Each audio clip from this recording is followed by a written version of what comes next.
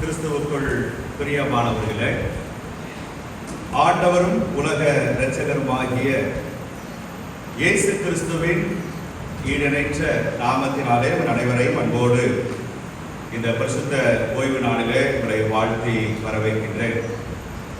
இந்த நாளிலும் திருச்சபை நமக்கு தந்திருக்கிற தலைப்பு இயேசுவின் சமாதானம் என்ற நல்ல ஒரு தலைப்பை ஆண்டவர் கொடுத்திருக்கிறார். நம்முடைய ஆண்டவருக்கு அநேக பெயர்கள் உண்டு, அப்படிதானே? அநேக பெயர்கள். அதிலே ஒரு பெயர் தான் அவர் யாரு? சமாதான தேவன், சமாதான கர்த்தர் என்று சொல்லி அவருடைய நாமத்தை குறித்து நாம் மகிமைப்படுத்துகிறோம்.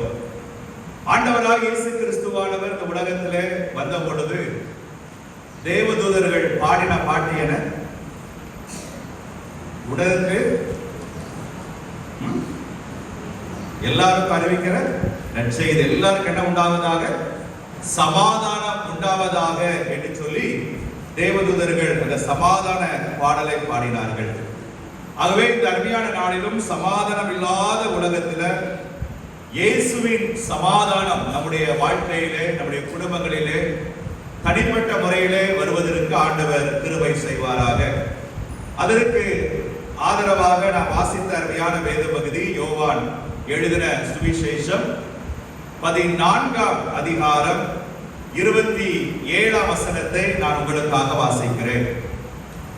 சமாதானத்தை உங்களுக்கு வைத்து போகிறேன், என்னுடைய சமாதானத்தையே உங்களுக்கு கொடுக்கிறேன். உலகம் கொடுக்கிற பிரகாரம் நான் உங்களுக்கு கொடுக்கிறதில்லை. உங்கள் இருதயம் கலங்காமலும் பயப்படாமலும் இருப்பதாக. ஆண்டவருடைய வார்த்தை இவ்விதமாய் சொல்கிறது, என் சமாதானத்தை உங்களுக்கு என்ன செய்ற கொடுக்கிறேன். ஒரு மிஷனரி ஒரு குறிப்பிட்ட மலைப்பகுதியில் இருக்கிற ஆதிவாசி மக்கள் மத்தியில கிறிஸ்துவை குறித்து, ஆண்டவருடைய அந்த நாமத்தை குறித்து அவர்களுக்கு சொல்ல ஆரம்பித்தார். இந்த மலைஜாதி மக்கள் எப்படியாவது ஆண்டவரை ஏற்றுக்கொள்ள வேண்டும் என்று சொல்லி அவர் கிறிஸ்துவின் அன்பை குறித்து, அந்த கிறிஸ்துவின் காரியங்களை குறித்து அருமையான மிஷனரி அவர்களுக்கு கிறிஸ்துவை குறித்து வழிநடத்துதலை சொல்லிக் கொடுத்துக் கொண்டிருந்தார்.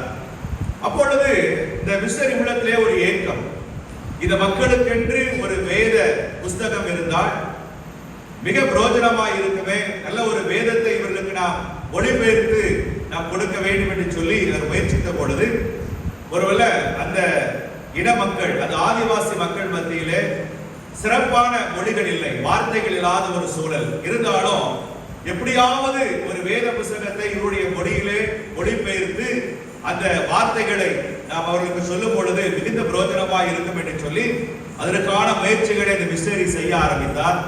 அப்பொழுது அந்த ஆதிவாசி மக்களோடு கூட அந்த மிஷனரி ஆண்டவருடைய அன்பை, ஆண்டவருடைய வார்த்தையை குறித்து பேசிக்கொண்டே இருந்தார்.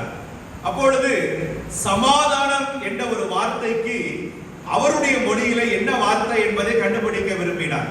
ஒருவேளை அந்த சமாதான வார்த்தை ஒரு ஆழமான சத்தியம் என்பதை உணர்ந்திருந்த அந்த மிஷனரி, ஒருவேளை அந்த சமாதானம் என்கின்ற அந்த வார்த்தைக்கு அவர்களுடைய மொழியிலே அது என்ன வார்த்தை சொல்லப்படுகிறது என்பதை அறிந்து கொள்வதற்காக இயேசு நம்முடைய உள்ளத்திலே வரும் பொழுது, ஆண்டவரை நாம் சொந்த இரட்சகராக ஏற்றுக்கொள்ளும் பொழுது நம் இருதயத்தில் இருக்கிற கலக்கங்கள், ஒருவேளை சஞ்சலங்கள் எல்லாம் நீங்கி விடுகிறது. அப்ப அந்த சஞ்சலங்கள், கலக்கங்கள் நீக்கப்படும் பொழுது ஒரு அமைதி நம் இருதயத்தில் வருகிறது அல்லவா, அதுதான் சமாதானம் என்று சொல்லி அவருடைய மொழியிலே சமாதானத்தை குறித்து சொல்லிக் கொண்டிருந்தார்.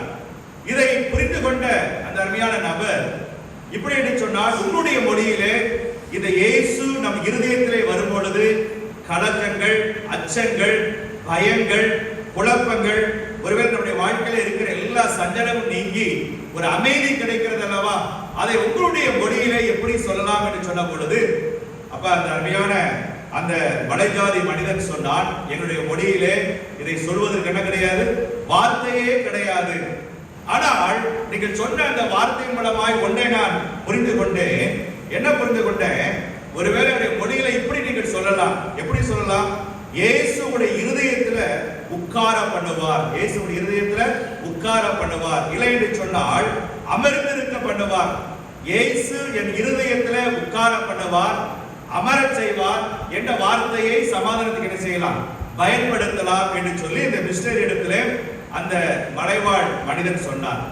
சற்று நேரம் யோசித்த அந்த அருமையான மிஷனரி, ஒருவேளை இது சமாதான வார்த்தைக்கு இந்த வார்த்தை சரியா இருக்குமா என்று சொல்லி அவர் யோசித்துக் கொண்டிருந்தார்.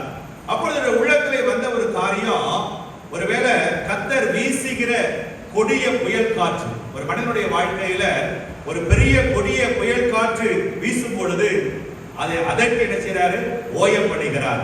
அதை அப்படியே கொந்தளிக்கிற புயலை அப்படியே அதட்டி ஓயம் பண்ணுகிற ஆண்டவர் எப்படி நிறுத்துகின்றாரோ, அதே போல இருதயத்துல சஞ்சலத்தோடு கலக்கத்தோடு குமரனோடு இருக்கும் பொழுது என் இருதயத்தில் இருக்கிற புயல் காற்றுகள், என் இருதயத்தில் இருக்கிற சஞ்சலத்தை ஆண்டவர் அமரச் செய்கிற அந்த அருமையான காரியம் ஒன்றுதான் என்பதை என் இருதயத்துல அதை உட்கார பண்ணி விட்டார், அமைதியை கொடுத்து விட்டார். அப்ப இந்த வார்த்தை சரியான வார்த்தை தான் என்று சொல்லி அவருடைய மொழியில இந்த வார்த்தையை செஞ்சாரு, சமாதானத்தை மொழிபெயர்த்தார் என்பது ஒரு உண்மையான ஒரு சம்பவம். பிரியமானவர்களே, சமாதானம் என்பது கொந்தளிக்கிற உலகத்துல எப்படி ஆண்டவர் கடலிலே பயணம் சென்ற பொழுது புயல் காற்று கொந்தளித்த பொழுது எல்லாரும் பயந்தாங்க, சீசர்கள் எல்லாரும் பயந்தார்கள். அப்பொழுது அந்த கொந்தளிக்கிற காற்றின் மத்தியிலே ஆண்டவர் எழுந்து வந்து என்ன சொன்னாரு, அமைதலாயிரு, ஏன் கொந்தளிக்கிறாய், ஏன் சீறுகிறாய் என்று சொல்லி அந்த காற்றை ஆண்டவர் அதட்டினார். அதட்டின பொழுது அந்த காற்று அப்படியே என்ன செஞ்சது, நிறுத்தப்பட்டது, அமர்ந்து போனது. அதுதான் சமாதானம் என்று சொல்லி இந்த அருமையான நபர் ஒப்புக்கொண்டதை காண முடிகிறது. வேதத்தை வாசித்து பாருங்க. யோவான் எழுதின சுவிசேஷத்துல 16ஆம் அதிகாரம் 33ஆம் வசனம் சொல்கிறது, என்னிடத்தில் உங்களுக்கு சமாதானம் உண்டாயிருக்கும் பொருட்டு இவைகளை உங்களுக்கு சொன்னேன். ஆண்டவர் சொல்றாரு, சமாதானம் என்னிடத்தில் இருக்கிறது, அது உங்களுக்கு உண்டாகும் பொருட்டாக இந்த சமாதான வார்த்தைகளை நான் உங்களுக்கு சொன்னேன் என்று சொல்லி ஆண்டவர் அந்த சமாதான கர்த்தராக இருப்பதை காணப்படுகிறது. பாருங்க, யோசேப்பு ஆண்டவரை ஆதியாக 49ஆம் அதிகாரத்துல எப்படி அழைக்கிறார், சமாதான கர்த்தர் என்று யோசேப்பு அழைக்கிறார். 49ஆம் அதிகாரம் சொல்கிறது, நம்முடைய ஆண்டவர் எப்படிப்பட்ட ஆண்டவர், சமாதான கர்த்தர் என்று சொல்லி யோசேப்பு ஆண்டவரை அழைக்கிறதை காண வருகிறது. ஏசா தீர்க்கதரிசி 9ஆம் அதிகாரம் 6ஆம் வசனத்தை வாசிக்கும் பொழுது அவரை சமாதான பிரபு என்று அழைக்கின்றார். ஏசா எப்படி அழைக்கிறாரு, சமாதான பிரபு என்று சொல்லி ஆண்டவரை அழைக்கின்றார். இங்கு மீகா தீர்க்கதரிசியை குறித்து நீங்கள் வேதத்திலே பார்க்கும் பொழுது மீகா 5ஆம் அதிகாரம் 5ஆம் வசனத்துல மீகா ஆண்டவருக்கு ஒரு பெயர் சூட்டுகிறார். என்ன சொல்றாரு, அவர் சமாதான காரணர் என்று பெயர் சூட்டுகின்றார். அழகான பெயரை ஆண்டவருக்கு வைக்கின்றார். அவர் சமாதானக்காரர் என்று சொல்லி ஆண்டவருக்கு பெயர் வைக்கிறதை காண முடிகிறது. ஒருவேளை பவுல் ஆண்டவர் எப்படி அறிமுகப்படுத்துகிறார் தெரியுமா? ரோமர் 16ஆம் அதிகாரம் 20ஆம் வசனத்துல பவுல் ஆண்டவரை அறிமுகப்படுத்துகிற காரியம், இவர் சமாதான தேவன் என்று சொல்லி பவுல் உலகத்திற்கு ஆண்டவர் என்ன செய்யறாரு, அறிமுகப்படுத்துகிறதை காணப்படுகிறது. காரணம் என்ன தெரியுமா?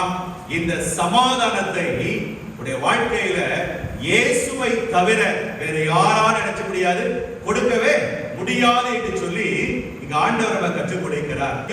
ஆண்டவரே, இந்த அருமையான நாளில அந்த சமாதானத்தின் தேவன் எங்களோடு கூட இருக்கணும், பரிசுத்த ஆவியானவரால நிரப்பி சமாதானப்படுத்துங்க என்று சொல்லி நீங்க கேட்பீர்கள் என்று சொன்னார். அந்த ஆவியானவர் உங்களுடைய சமாதானத்தின் பாத்திரராக உங்களை நடத்தி உங்களை ஆசீர்வதித்து உங்களை கனம் பண்ணுவாராக.